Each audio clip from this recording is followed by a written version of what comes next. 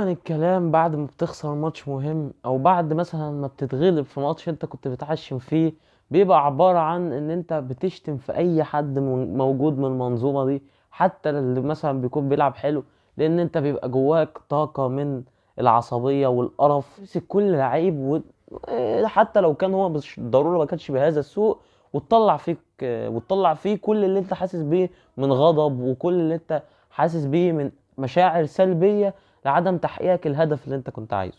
امبارح لو انت اتفرجت على الماتش هتشوف ان كل تقريبا الحاجات المتوقعة قبل الماتش هي اللي حصل. انت كل الناس متوقعة ان الفرقة دي دفاعها وحش، الفرقة دي ما بتدافعش حلو، الفرقة دي ما بتعرفش تدافع، ما لا تفقه اي شيء على الدفاع. معدلاتها السنية مخلية ان دفاعها والارتداد بتاعهم بطيء جدا، وبيجي لك فرص. لو انت كنت مثلا، انت مثلا مشاهد على عيني وراسي وراجل حبيبي وبتتفرج على الفيديوهات، لو انت شفت الفيديو اللي قبل الماتش، ها انزل حط لايك واشترك في القناه، ها راجل حبيبي وكده يعني. فانت لو كنت شفته كنت هتشوف ان في حته من الفيديو سبحان الله انا قلت لك فيها ايه. قلت لك انت هيجي لك فرص كتير ولازم تستغلها عشان تكسب. اول حاجه قلت لك انك هيجي لك فرص كتير، وقلت لك انك هتضيعها. يعني شوف سبحان الله، قلت لك انك مشكلتك انك هتضيع الفرص اللي هتجيلك، وسبحان الله قلت بالحرف يا كابتن كهربا مش هينفع كده. يعني انا حتى انا منزل المقطع ده شورت، لو انت عايز بخش شوفه. بس بكل بساطة، بكل بساطة، لأن السيناريو هو نفس السيناريو الزبالة بتاع كل سنة. سيناريو يا كابتن احنا ما عندناش راس حربة. كهربا الواحد امبارح لو كان عمل فيديو او كل الناس امبارح كانت بتقول ده كهربا، ده ضيع، ده عمل، ده مش عارف ايه. كهربا كان سيء، بس يا جماعة لازم تفهم ان كهربا اصلا مش مهاجم. كهربا برضو لازم تبقى فاهم ان هو مركزه الاساسي مش مهاجم. متخيل ان انت السنه اللي فاتت واللي قبلها كنت بتخش سنه بورتر بواليا بصلاح مش عارف مين مش عارف بتاخد مين، مثلا بتاخد السنه اللي قبليها بيبقى معاك محمد شريف. انت مشكله تضييع الفرص دي مشكله اداره، مشكله ان احنا معانا فلوس مش عايزين ندفعها. طب انت بتحوش لايه؟ هل انت مثلا بتحوش وناوي تجيب لي مثلا ناوي تجيب لي مين؟ ناوي تجيب لي فيكتور اوسيمان مثلا؟ ناوي تجيب لي مهاجم من الدوري اللي مش عارف ايه، ولا مهاجم من الدوري الاسباني؟ انت بتحوش لايه؟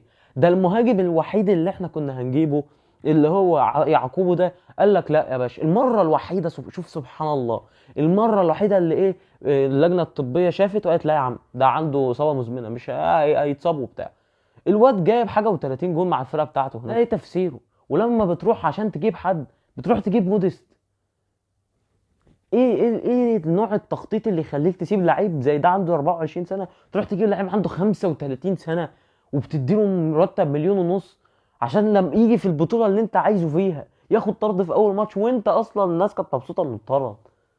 يا جماعه ايه المبدأ؟ انت بتحوش ليه؟ حتى الوينج اللي فيه الرمق اللي جبته اللي هو رضا سليم اتصاب جاله كسر قعد 3 شهور. شوف انت شفت دي سخريه قدر، حرفيا مش ممكن.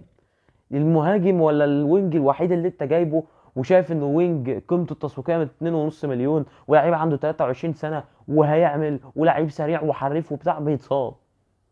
وحسين الشحات بقى، خلينا بقى نمسك بقى الفرقه ايه واحد واحد كده وبالراحه. الدفاع محمد هاني 10 على 10، ياسر ابراهيم 6 مليون تريليار من 10، محمد عبد المنعم كذلك، علي معلول. علي معلول كانت المشكله الوحيده بس ان هم بيلعبوا عليه، ان هم بيرفعوا عليه الكوره عشان عارفين انه ما بيلعبش براسه فبياخدوا كورنرات منه. لو هتخش بقى على خط النص فوالله هو كان في 2 بيلعبوا، وواحد البدني بتاعه يعني البدني بتاعي وانا عندي الضمه مثلا. يعني كابتن امام عاشور تحس ان هو البدني بتاعه في الارض. الوحيد الاتنين اللي كانوا مموتين نفسهم مروان عطية واكرم توفيق كانوا بص يعني بيعملوا كل اللي يقدروا عليه. دول اللي ما يجيش برضه عليهم، ما فيش عليهم اي غلط. يبقى احنا كده عندنا امام عاشور هو الوحيد اللي كان وحش. يعني امام عاشور امبارح كان وحش جدا جدا، وده اسباب بدنيه. خش بقى على التشيكن وينجز وراس الدومه.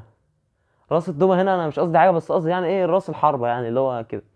التشيكن وينجز عندك وينج ناحيه الشمال اسمه كابتن حسين الشحات. كابتن حسين الشحات اللي جاب جون حلو في ماتش الاتحاد، وخد باله ان الحارس مش واقف صح، والكره معدوله له حطها ومفاجاه وجون حلو وجون جميل وجون تتمزج وانت بتتفرج عليه حلو.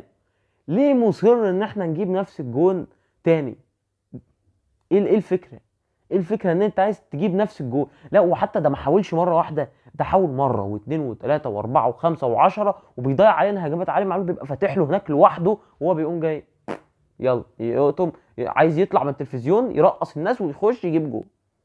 فده كابتن، ده ورك الجناح الشمال بتاعه. على الجناح اليمين بيبسي تاو. بيبسي تاو اللي هو ضيع فرصتين ما يضيعوش، اتسبب في ضربه جزاء ما هياش ضربه جزاء عشان ما نبقاش، هو مارسيلو صايع كوره لعيب برازيلي بقى والشغل ده، هو عدى حط رجله وبيرسي تاو وقف مكانه وهو جاي رامي نفسه، ضربنا يا حكم بيلين، ما فيهاش حاجه يعني. بعديها بيجي له فرصه ان هو يتعادل. انا بجد مش فاهم يعني انت مفيش تمرين مثلا على اللعب بالدماغ؟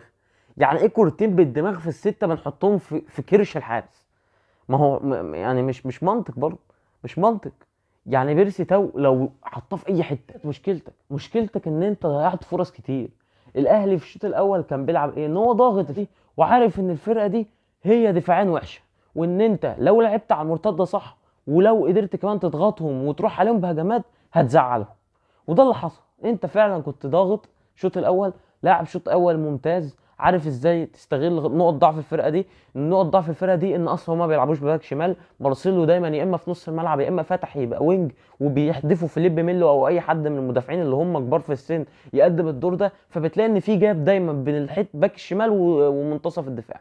دي كان المفروض يستغلها مين؟ كابتن بيرسي تاو، والناحيه الثانيه كابتن حسين الشحات. والمشكله ان هم استغلوها وبقينا بنروح بمرتدات وبقينا بنخطف الكره ونتحول بسرعه جدا ونعمل موقف 3 على 2 و3 على 1 حتى تستغيث، بيبقى عندك فرصه واثنين وثلاثه، لكن الفكره ان انت بتضيعهم.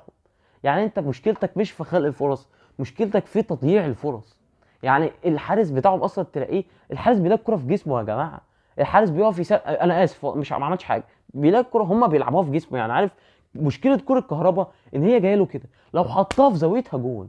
يعني هي في زاويه، ليه عايز يروح راسه كل ده عشان يحطها في الزاويه الثانيه؟ كان عندك حارس مرمى واقف في الجون يا عيني، كابتن اسمه محمد الشناوي، كان هاين عليه يلطم، الراجل شايل كور يعني ما تتشالش، شايل كور، شايل انفراد، وشايل مش عارف ايه، والبيلن رايح معاها يعني حظه سيء لان الواد اللي قدامه داخل حاطط حطه.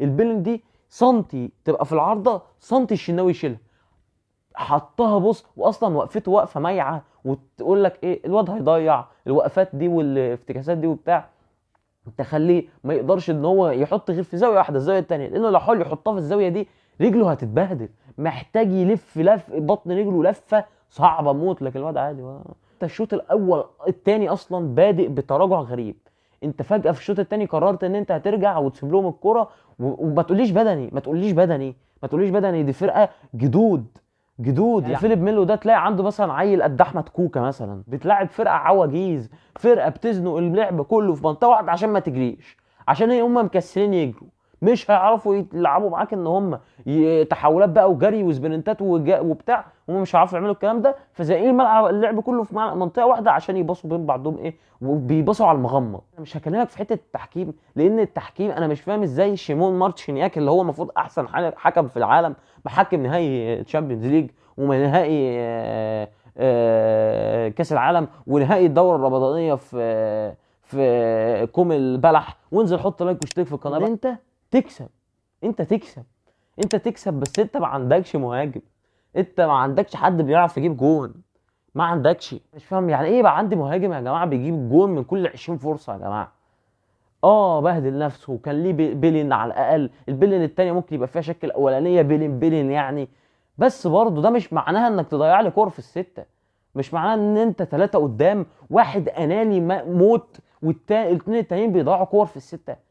وكره تانية كمان كهربا رايح انفراد، بيرسي تاو هناك هيموت، لو بصها له هيضيعها، ما تخليناش مش هنضحك على بعض لانه ضيع الاسهل منها. بس يا اخي كنت بصيها له. كولر يوم ما فكر يعمل تغييرات كان واحد هين عليه يمسك الريموت يحدفه في الشاشه. بيرسي تاو شوف هو زباله ازاي، بس ما تنزلش كريم فؤاد، كريم فؤاد ده ما يلعبش الا في الدوري، معلش يعني، كريم فؤاد ده يلعب دوري كاس في افريقيا، ياخد في الماتشات مثلا كده مجموعات بتاع، انما ما يلعبش في كاس عالم. هو اصلا مركزه باك يمين، منزله وينج يمين، مستني يعمل الفرق ازاي؟ طاهر محمد طاهر لما نزل شوف البؤس، طاهر محمد طاهر لما نزل كان هيجيب جول، شوف شايف انت البؤس من كتر ما انت ما عندكش مهاجم، بتنزل طاهر محمد طاهر يلعب مهاجم. والحلم اللي انت كل سنه بتحلمه ان انت تروح النهائي ده تشوف شكله ايه، ما بتحققوش. كل سنه جالك فرصتين، ما يعني فرصه بالميراس اللي انت كنت كسبانه السنه اللي قبلها بتخسر منه السنه اللي بعدها، يعني حاجه غير منطقيه. وبعديها حتى بتخسر من فلامينجو، ده كان تالت ورابع، بس فلامينجو وبالميراس يدوا فلومينينزي دي بالجزمه، معلش يعني بالجزمه، يعني بالجزمه، في مفيش دي فرق عره البرازيل، معلش يعني، مع احترامي لكل فلومينينزاوي هيشوف الفيديو ده. يعني ايه، لا عره البرازيل يعني، بتخسر منها ليه؟ بتخسر منها بايدك، انت اللي خسرت نفسك يعني. والاهلي بيخسر للاسف من فلومينينزي ويطلع عشان يروح يلاعب بقى اوراوا. اكيد هيلاعب اوراوا، ما تقنعنيش ان السيتي ممكن يخسر، وتبقى نكتة الموسم لو خسروا وجوم خدوا منها برونزية، والله العظيم تبقى يعني بص، ما علينا. ما تنساش تشترك في القناه وتحط لايك في الفيديو عشان يوصلك اي فيديو جديد بننزله.